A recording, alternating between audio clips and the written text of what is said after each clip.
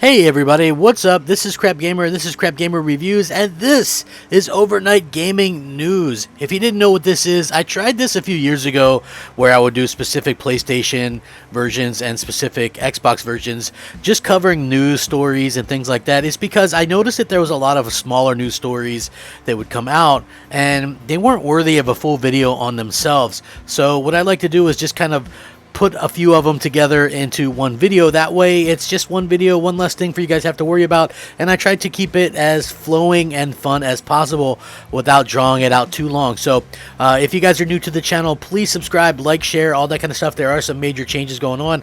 First of all, I'm not doing the clickbait stuff anymore. It is what it is. I'm sure things will have to build up slow. It's basically me starting completely over. So if you're enjoying that, like, share, subscribe, all that kind of good stuff. So I wanted to get started right away with something, and I wanted to talk about this because games are always the most exciting thing, right? I don't know how many times I've stated this. Video games themselves are always the most important and exciting things when it comes to these consoles. Now, Microsoft apparently is working on a brand new IP that's going to blow your mind, according to an Xbox executive. Not much else to go on, though.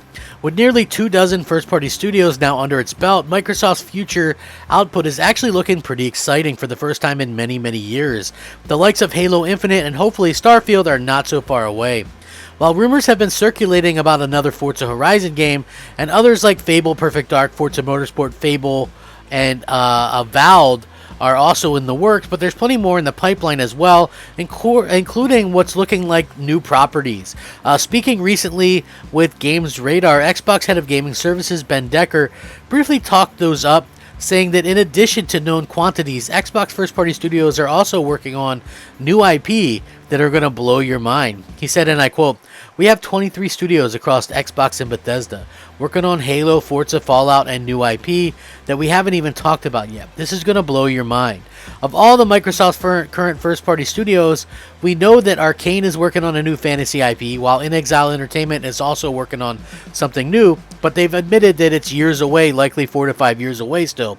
Leaks have also said that IO Interactive, which of course not an Xbox studio, is actually working with Microsoft on an Xbox exclusive RPG currently called Project Dragon, which is a top-down sort of Diablo-style looking game, which absolutely loses my interest right away, but I'm sure a lot of people will probably be excited about it. Of course, it's also been reported that the Coalition is working on a new IP, and one that's going to be smaller and more experimental in nature.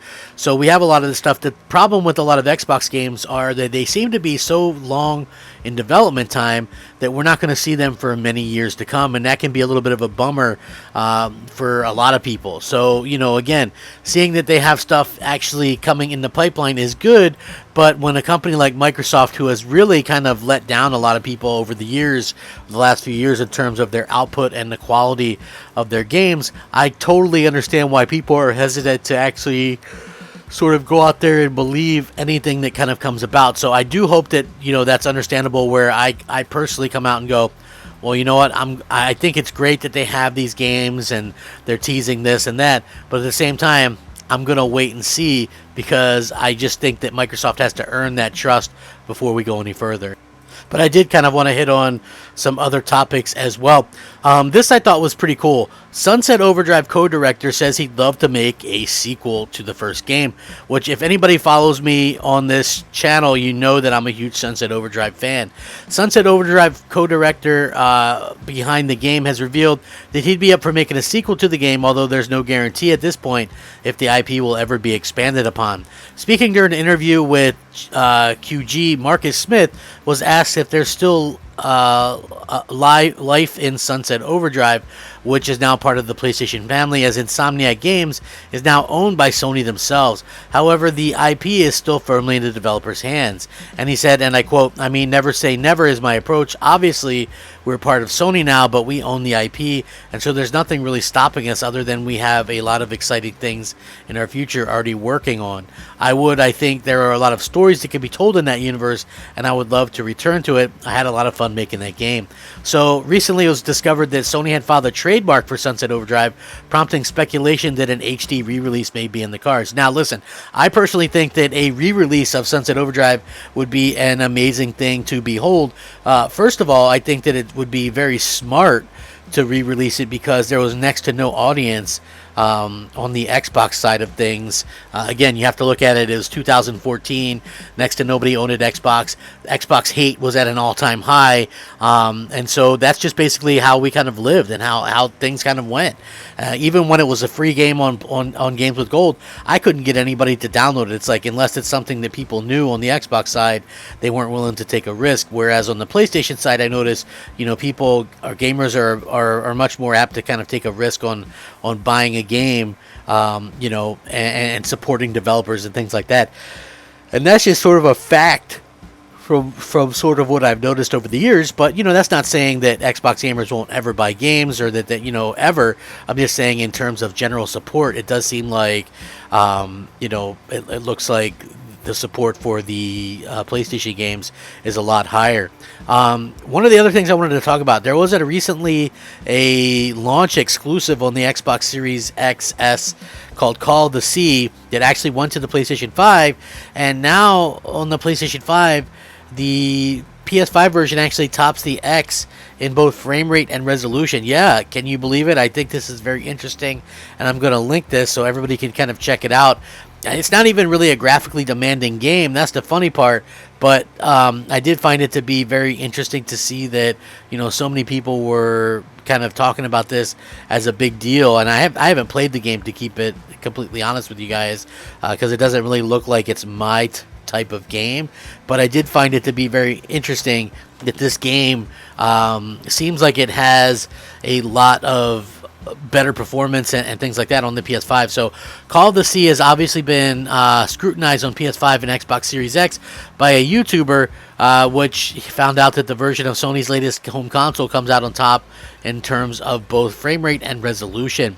Now, according to the performance test, the PlayStation 5 version of Out of the Blue Games Puzzler runs at a dynamic 4K resolution and usually sticks around to 1800p on the Sony console. In addition, there's better shadow quality on the PS5, a smoother overall performance, and faster loading times, which is very interesting to say the least. It looks like the Xbox version, Xbox Series X, is running at 1440p, and the PS5 version is running at around 1800p. So yeah, it looks like a big win there for Sony's home console. Always good to see that, you know what I mean, the thing punching above its weight or whatever. Again, what's going to happen when there's so-called tools coming in for the Xbox side, I don't know. I mean, we'll have to wait and see how that kind of all stuff works out. I don't really kind of pay much attention to that stuff, but I do think that it's funny when so many people hype up power, that, it's just one of those things that doesn't really work out the way that a lot of people kind of wanted to. So with that being said, there is one more bit of information that I wanted to touch on just before we get out of here. Jim Ryan was actually did an interview, and he was talking about the shortages and the supply issues with the PS5. And the head of the Sony Interactive Entertainment has said that the format holder is hoping for the supply issues currently plaguing the PlayStation 5 to improve later in the year. The news comes not long after the company said that it expects stock issues to continue into 2022, which, if you guys remember, on my last overnight video, I mentioned that they expect things not to really pick up until, next year sometime. Speaking with Wired, Jim Ryan said that the hardware giant is working hard to remedy the problem, noting that production of the PS5 is ramping up as we approach the summer months. He said, and I quote, "We're working as hard as we can to ameliorate the situation. We see production ramping up over the summer and certainly into the second half of the year. And we hope to see some sort of return to normality in terms of balance between supply and demand during that period." So obviously the PS5 launched in November of 2020 in the US and promptly sold out, with stock becoming increasingly short in supply as 2021 kicked off. Despite these issues, however, Sony did announce that it managed to sell almost 8 million PlayStation 5s worldwide as of March 31st, 2021, which is new records. And it has kind of come out that Microsoft and the Xbox Series X/S are falling off a bit and leveling off, to numbers of where the Xbox One was at that same time. So no longer kind of breaking records and all that kind of stuff anymore.